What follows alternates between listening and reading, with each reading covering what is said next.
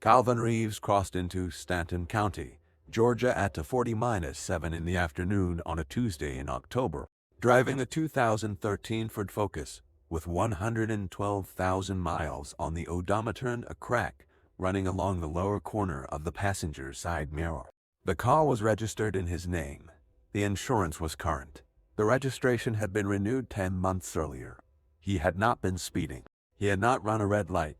He had not broken a single traffic law on County Road 14 or anywhere else that afternoon. He knew all of this with the precision of a man who had learned it, a long time ago, to keep very careful count. He stopped for gas at a Shell station just inside the county line. 2 pumps. A hand minus lettered sign in the window advertising boiled peanuts and sweet tea. He filled the tank. He went inside and bought a bottle of water and a bag of crackers. He paid in cash. He was wearing dark jeans, a gray long minus sleeve shirt, and worn running shoes with a small tear along the left side. On the passenger seat, face minus down and dog, minus seared at page 140-7, was a biography of Thurgood Marshall that he had been reading for 3 weeks. He looked to anyone who passed him a glance, like a man on his way back from somewhere unremarkable. That was the point. Calvin Reeves had been a special agent with the Federal Bureau of Investigation for 16 years. He was assigned to the Civil Rights Division out of the Atlanta field office. In those 16 years, he had built and closed cases against 40-1 law enforcement officers in 5 states. The work required patience. It required the ability to move through places without announcing yourself to be underestimated to wait. He had spent his career becoming very good at being underestimated. He had also been building a file on Stanton County for 14 months. He knew the shift rotations. He knew the complaint records. He knew the name Travis Colburn, and he knew the number 30-4, which was how many drug-related arrests Colburn had logged in 9 years on the force, and which Calvin had been carrying in the back of his mind the way a person carries a number they cannot put down. He was walking back to the Focus when he noticed the white patrol cruiser parked at the far edge of the station lot, idling in the shade of a pine tree. The officer inside was not watching the road. He was watching Calvin, not the car. Him. The particular, deliberate attention of a man who has already made a decision and is waiting for the moment to act on it. Calvin had felt that kind of attention before. Most black men who drive in America have felt it at some point and understood exactly what it meant. He got in the car, put his water on the console, and pulled back onto County Road 14 heading north. In the rearview mirror, the white cruiser eased out of the lot and fell in behind him. It followed him for 3.2 miles before the lights came on. Calvin signaled immediately and pulled to the shoulder, stopping on a flat stretch of road bordered on both sides by Georgia pines. He turned off the engine. He placed both hands on top of the steering wheel, clearly visible. He did not reach for anything. He did not turn around. He had rehearsed this, the way every black man who drives in America rehearses it. Not in any formal setting, but in the quiet of his own mind, the way you rehearse for something you cannot prevent, only survive. He watched the deputy climb out of the cruiser in his side mirror. Travis Colburn was 30-9 years old, with a thick build and the unhurried walk of someone who had operated without consequences for a very long time. 11 years on the Stanton County Sheriff's Department. A commendation plaque on the wall. His name on the department's community outreach page. 30- for drug related arrests, and 9 years, and not one formal disciplinary action in all of those 11 years combined. Calvin had read his file until he could recite it from memory. And then, in the 4 seconds before Colburn reached the car, Calvin saw it. Colburn stopped beside his cruiser door. He reached up with 2 fingers and adjusted his body camera. He tilted it slightly upward, so the lens pointed at an angle toward the sky rather than forward at the horizontal. A camera position that way would capture tree line and clouds. It would record very little of what happened at the height of a car window or a car door. The adjustment lasted for seconds, no more, and in 4 seconds, it told Calvin everything he needed to know about what was about to happen. He counted it, silently and precisely. Violation number 1. Colburn reached the driver's window. He did not say good afternoon. He did not give his name or badge number. He said, "License and registration. Keep your hands where I can see them. Good afternoon." "Officer." Calvin's voice was even and unhurried, the voice of a man who is not afraid and is not hiding it. "My license is in my wallet, back right pocket. My registration is in the glove box. I am going to reach for both of them slowly." I said license and registration. "I understand. I am letting you know what I am going to do before I do it, for everyone's safety." Calvin moved with deliberate slowness. He retrieved the license, held it out. Then he opened the glove box, removed the registration, and offered both. Colburn took them without looking at Calvin's face. His eyes moved through the car's interior instead, over the back seat, the front seat, the console, the kind of visual search that is not looking for anything specific, but is looking for a reason. "Where are you headed?" "North on 14. "To where?" "Just driving." A pause. 2 seconds of silence that were not neutral. "You live in Stanton County?" "No, sir." "Then what exactly are you doing out here?" Calvin looked at the man for a moment. "Driving on a public road." Something moved in Colburn's expression. Small and quickened, not quite contained. It was the look of a person who expects compliance and has been given the gentlest possible form of refusal and has decided to answer it by turning up the pressure. "Step out of the vehicle." "Can you tell me the reason for the stop?" "I can tell you to step out of the vehicle."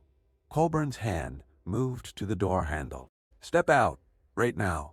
Violation number 2. Calvin opened the door and stepped out. He stood at 6 feet 1, which put him level with Colburn's height, and he kept his hands open and visible at his sides. The afternoon light was low and warm. A mockingbird somewhere in the pines was going through its whole repertoire without stopping. Roughly 40 yards back down the shoulder, a dark blue Buick had pulled over and stopped. Calvin registered it the way a careful person registers things they cannot yet explain. "Hands on the hood," Colburn said. Calvin placed his palms flat on the warm metal of the Focus's hood. Colburn moved behind him, patted him down, found nothing, stepped back. "I'm going to search the vehicle." "On what grounds?" "I smell marijuana." There it was.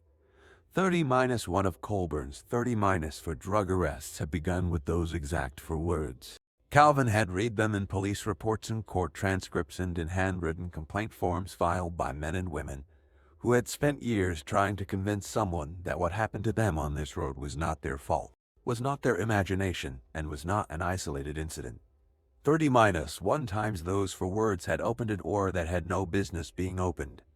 He had counted every one of them in a file over 14 months. He counted this one now. "I do not have marijuana in my vehicle," Calvin said. "That's what they all say." Colburn walked around to the passenger side, opened the door and leaned in. His back was to the road. His body camera was still pointed at the sky. Calvin stood with his hands on the hood and kept his breathing steady and did not move. He listened to the glove box being opened, the console being searched, papers being shifted. Then a pause, long enough that it was not accidental. Then Colburn's voice, carrying something that was close to satisfaction. "Well, look at that." Colburn came around the car, holding a small clear plastic bag between 2 fingers, elevated where it could easily be seen. The bag contained a small quantity of a powder that was off-white and unmistakable. "Found it right there in your glove box," he said. "That is not mine," Calvin said. "They always say that. I opened that glove box one time today, when you asked me for my registration. I did not put anything inside it. Turn around, hands behind your back." Calvin turned. He felt the cuffs close around his wrists. Colburn gripped his arm and moved him toward the patrol car, and Calvin's left shoulder caught the frame of the rear door on the way in. Not hard enough to leave a visible mark, hard enough to mean something. He counted it. Violation number 3. "Stay with me here, because what happens in the next 90 minutes is going to look, from the outside, exactly like everything going wrong. Until you understand that everything is going precisely where it was always headed." Calvin was processed at the Stanton County Sheriff's Department at 3:50-1 in the afternoon. He was photographed and fingerprinted and placed in a hard plastic chair in the main room while Colburn sat 2 desks away and typed the arrest report himself. The room smelled like hours minus old coffee. There was a mounted deer head above the water cooler with a baseball cap placed on it at a crooked angle. Normal details. Ordinary Tuesday afternoon details. The kind of things a person notices when they are sitting very still and watching everything. Colburn typed for 12 minutes. He was practiced at this. Suspect exhibited evasive behavior and refused to follow lawful commands during initial contact. Upon search of vehicle, a controlled substance was recovered from the glove compartment. Suspect denied ownership. Suspect was secured without incident. Calvin read what he could see from where he was sitting. He counted 14 false statements in 190-8 words. He filed every one of them away.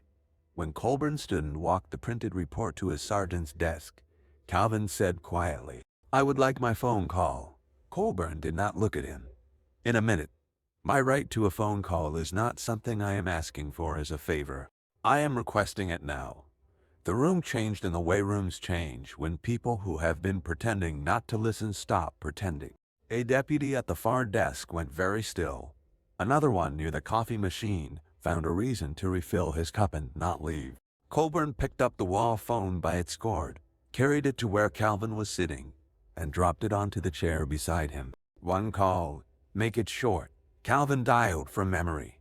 It rang twice. "Caldwell," said a woman's voice. "It is Calvin. I am at the Stanton County Sheriff's Department in Centerville. Booked at 3:50-1. The report has been filed and signed." A pause of exactly 2 seconds. "Are you all right?" "Yes. Everything is in order on our end." "I know," Calvin said. "Come get me." He set the phone down.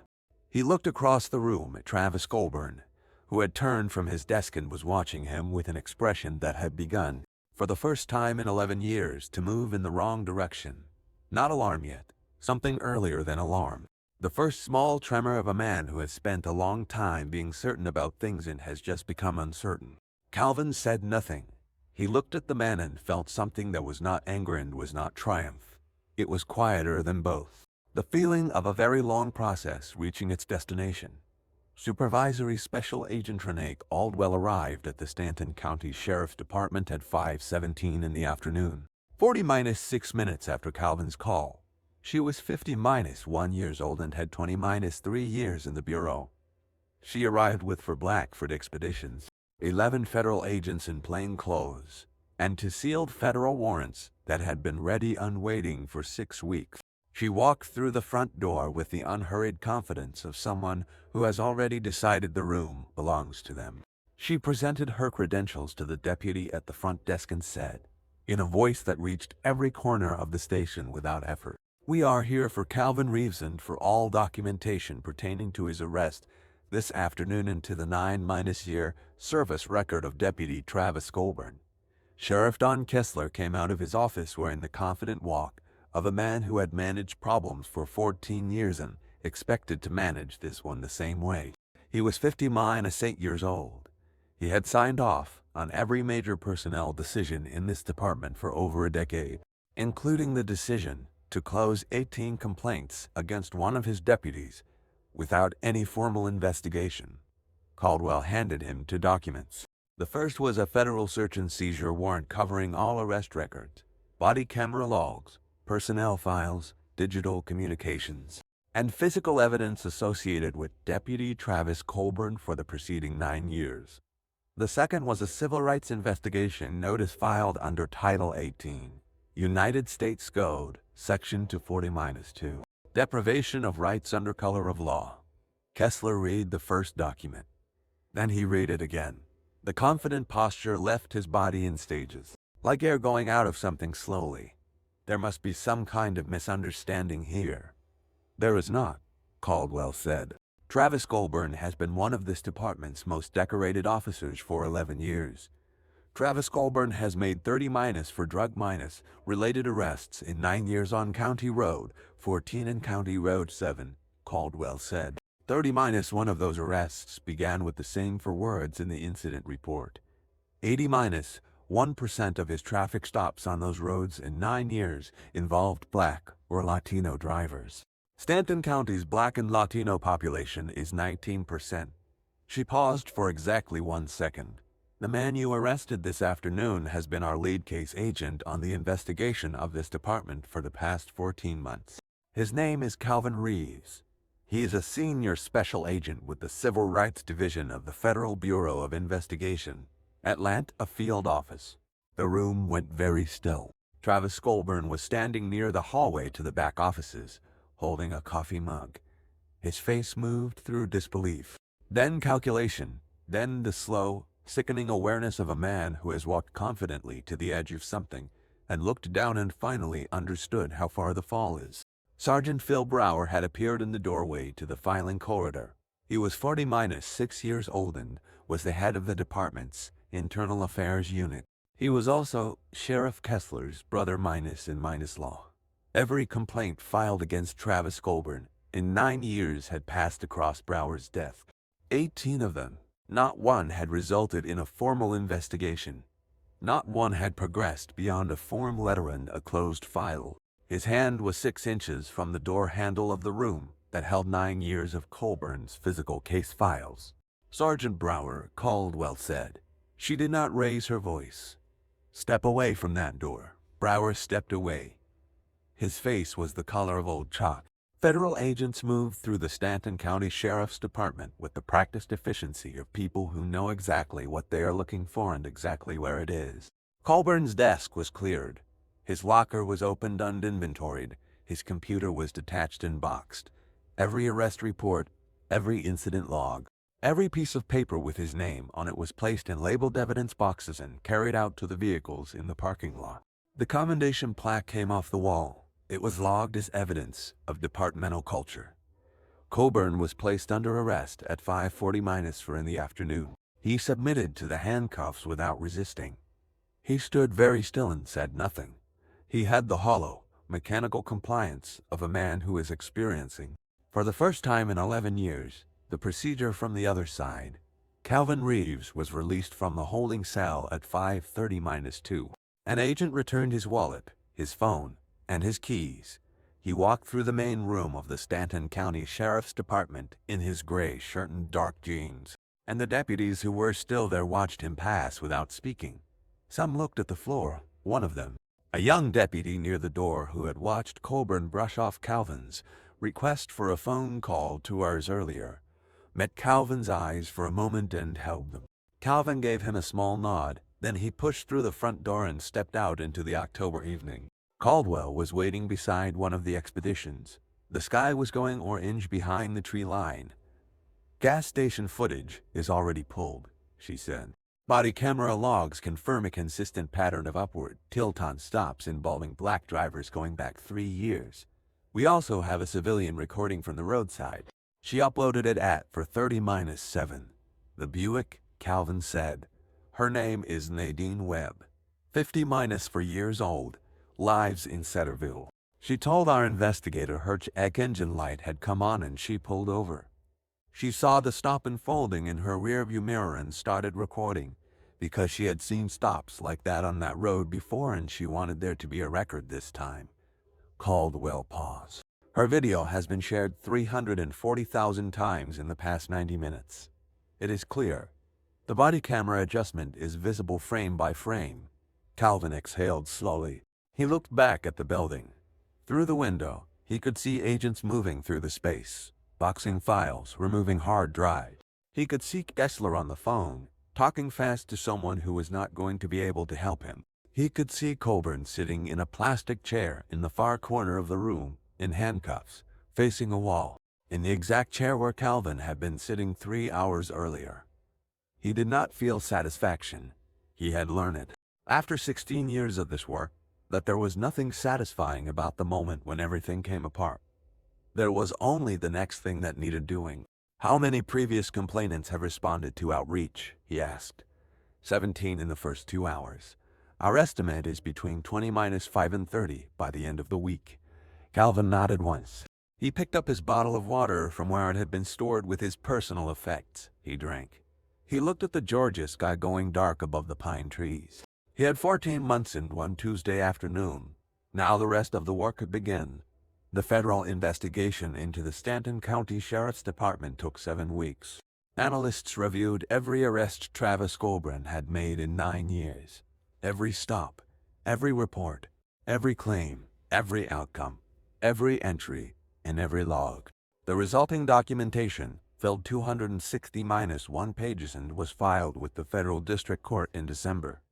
In 9 years, Colburn had made 119 traffic stops on County Road 14 and County Road 7. 80-9 of those stops involved Black or Latino drivers. Of the 30- for drug-related arrests that followed those stops, 30-1 contained the phrase, "I smell marijuana," in the officer's initial report.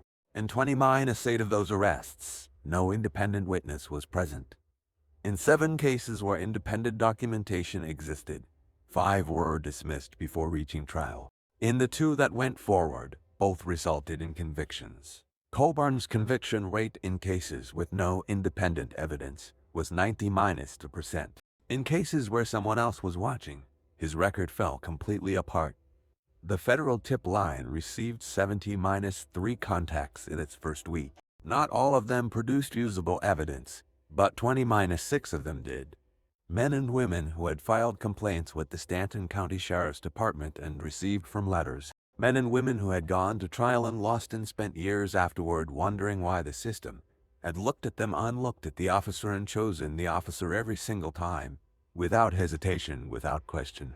A 20-3- old woman who had lost a nursing school scholarship when a possession charge appeared on her record for years earlier. A 50-old general contractor who had been unable to pass background checks for steady employment for 3 years and had no explanation for why. A high school teacher who had reported her experience to the department's own complaint office and had been told, in writing, by Phil Brower that the officer's account had been reviewed and found to be credible. Their stories were consistent in the way that true things are consistent, even when told by people who have never met, in different rooms, across different years. Travis Colburn was charged in January with deprivation of rights under color of law, evidence tampering, and making false official statements in a federal investigation. The charges covering Calvin's arrest were specific and direct. The additional charges, covering 9 years of documented conduct against 20-2 individual complainants, took longer to prepare.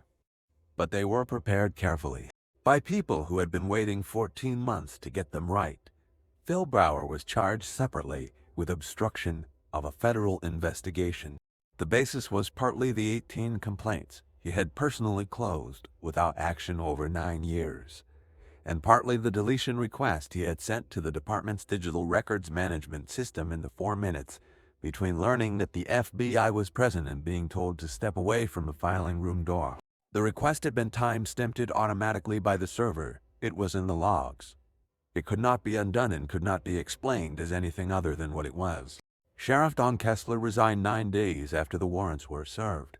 His public statement cited personal reasons. D.A. Gerald Baines, who had declined to prosecute for prior complaints involving Colburn over 6 years and had developed a documented pattern of non-minus response to civil rights referrals from the department, was formally recused from any involvement in the Colburn prosecution. A Bar Association inquiry into his conduct was opened in February and did not close quickly. The sentencing hearing for Travis Colburn was held in federal court in Atlanta in March. His attorney argued intent, training environment, the complexity of rural law enforcement, a career of service distorted by a narrow pattern of poor judgment. Judge Harriet Conley, who had been on the federal bench for 19 years and who had heard every version of every argument that exists in a courtroom, listened to all of it without interrupting. When she spoke, she was exact. "What is contained in this record is not an error," she said. "It is not a failure of training. It is a method that was applied consistently over 9 years against a specific group of people on specific roads, in a county where those people had almost no representation in any position of institutional power. What made this method possible was not the intelligence or the cunning of one officer. It was the willingness of the people around him to sign documents they knew were false, to close complaints they knew were real, and to look the people who came forward with the truth directly in the face and tell them they were wrong. She sentenced Colburn to 3 years and 10 months in a federal correctional facility, for years of supervised release, and a permanent ban from all law enforcement employment at any level in the United States. At the moment the sentence was pronounced, Colburn turned toward the gallery. His expression moved through several things in quick succession. Disbelief, then anger, then something that had no clean name. The look of a man who has told himself a story for 9 years and has just, in a single moment, run out of the ability to keep telling it. He had believed, right up until Judge Conley's gavel fell, that the weight of his years would tip something in his favor, that someone would intervene, that the system that had always sheltered him would shelter him one final time. But when the FBI builds a case for 14 months and a federal judge lays it out in a courtroom in Atlanta, there are no more interventions. Old golf course friendships stop mattering. Signed dismissals become evidence. The structure that protected the wrong thing for 9 years collapses at once. And what is left underneath? It is just a man in a gray suit sitting in a room that no longer has any use for him. Colburn was led from the courtroom. He did not speak. He looked at the floor and walked. Nadine Webb was in the 4th row of the gallery. She sat with her hands folded in her lap and watched the whole proceeding from start to finish. When it was over, she did not celebrate. She sat for a moment before she stood, and the expression on her face was not triumph. It was the quiet face of someone who pulled over on a Tuesday afternoon on County Road 14 because her check engine light came on, and who made a decision that most people would not have made, and who has now watched that decision become the thing it was always capable of being. 6 months after the sentencing, on a Saturday morning in September, the Stanton County Independent Oversight Board held its first public session in the meeting room of the Centerville Public Library. The board had been established by county ordinance in June. It had subpoena power, a civilian majority, and a mandate to complete a documented review of every complaint filed against any county law enforcement officer within 40-5 days of receipt. The session was open to the public. 60-8 people filled the room to its capacity. Calvin Reeves arrived at 8:12 in the morning and took a seat in the last row, near the exit. He was wearing a dark flannel shirt and the same worn running shoes with the tear along the left side. Nobody in the room recognized him. Nobody looked at him twice. The third person to give public testimony that morning was Devin Hartley, 20-6 years old, who had been one of Colburn's arrests in October 4 years earlier. He had been a junior at Centerville Community College at the time, studying criminal justice, which is the kind of detail that would be ironic if it were not so painful. The possession charge had led to a conviction. He had lost his financial aid. He had left school. The conviction had been expunged following the federal investigation, but the 2 years it took from him had not been returned. Devin Hartley stood at the microphone without notes and spoke for 9 minutes. He talked about what it meant to be believed after years of not being believed. He talked about the 2 years, about the rebuilding, about the fact that he was now a paralegal at a civil rights law firm in Atlanta and had taken that specific position with the specific intention of spending his career making sure that what happened to him happened to fewer people going forward. His voice was steady throughout, the voice of a person who has transformed what was done to them into something they carry forward rather than something that carries them down. When he finished, the room applauded for longer than rooms usually applaud. Calvin sat in the back row and listened to the applause without joining it. He sat with his hands in his lap and felt something that did not need to be spoken and did not need to be named.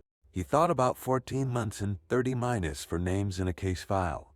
He thought about a 4-second adjustment to a body camera on a Tuesday afternoon. He thought about 40 yards of shoulder road and a woman in a dark blue Buick who pulled out her phone because she had decided that what she was seeing deserved to be witnessed. He stayed until the session ended. He walked to his car in the library parking lot. He sat for a moment before he turned the key, looking at the ordinary Saturday morning moving along its ordinary course, aiming unlocking a hardware store across the street, to women walking with paper coffee cups, a teenager on a bicycle going too fast and not noticing, the unhurried, unaware business of a county that had been asked to be better than it was and had, at least on this particular morning, shown up to try. Calvin started the engine and pulled out of the lot. The road stretched ahead of him, and for the first time in 14 months, he was not heading toward anything connected to Stanton County. The work there was finished. Other work was already waiting somewhere else. He drove north into the clean Georgia morning at exactly the speed limit. Research from the Stanford Open Policing Project, which analyzed over 90-3 million traffic stops across the United States, consistently documents that black drivers are stopped at higher rates than white drivers relative to their share of the driving population, and that those stops result in searches more frequently while producing evidence of contraband less frequently. The data confirms what individual stories describe. The problem is systemic. It operates through patterns, not isolated incidents, and it requires pattern-level responses to address. In all 50 states, recording police interactions in public spaces is legally protected, provided the recording does not physically interfere with the officer's conduct. This protection matters. Nadine Webb exercised it on a Tuesday afternoon on County Road 14, and the footage she captured became a central exhibit in a federal prosecution. Complaint records matter, even when you believe they will go nowhere. Every complaint filed against Travis Colburn that reached Phil Brower's desk and was dismissed without action became part of the documented pattern used to charge Brower with obstruction. The records you file when you believe nothing will happen are sometimes the exact records that make something happen years later, when the right person finally reads them. The Independent Oversight Board established in Centerville, Georgia reviewed 40-3 complaints in its first year of operation. 12 resulted in formal disciplinary recommendations. 3 resulted in termination proceedings. Not one complaint was closed without a documented review. That is what accountability looks like when it is built to last. A note on this story: the events depicted here are fictional. The characters, the county, the department, and the specific incidents described are invented. But the patterns that this story is built on are drawn from documented federal civil rights investigations, Department of Justice reports, and peer-reviewed research into racial disparities in American law enforcement. The job Calvin Reeves does in this story is a real job, performed by real investigators in real places, often quietly and for years before the public hears about it. This story exists because every person who filed a complaint that went nowhere deserves to know that sometimes, somewhere, someone was reading it. It exists because Nadine Webb's decision to press record on a Tuesday afternoon, when she could just as easily have looked away, is the kind of decision that changes everything. And she had no way of knowing that when she made it. It exists because Devin Hartley stood at a microphone in a library meeting room without notes and spoke with clarity about what had been taken from him and what he had built in its place. And that kind of steadiness is worth more than any verdict. There are people like Travis Colburn in the world. There are structures like the one that protected him. But there are also people who do the long, careful, patient work that nobody celebrates until the 4 black vehicles pull into the lot and everything that was invisible becomes visible at once. The question this story leaves you with is not whether you would have done what Calvin did. It is whether you would have done what Nadine did. Whether you would have reached for your phone on a Tuesday afternoon on a county road when you could have simply driven away and decided that what was happening in your rearview mirror deserved a record. Most of the people who change things are not the ones with badges and warrants. They are the ones who were just passing through and decided not to look away. If this story moved you, share it with someone who needs to hear it. Subscribe so you do not miss the next one. And leave a comment below. Have you ever witnessed something you knew was wrong? Your voice matters more than you know.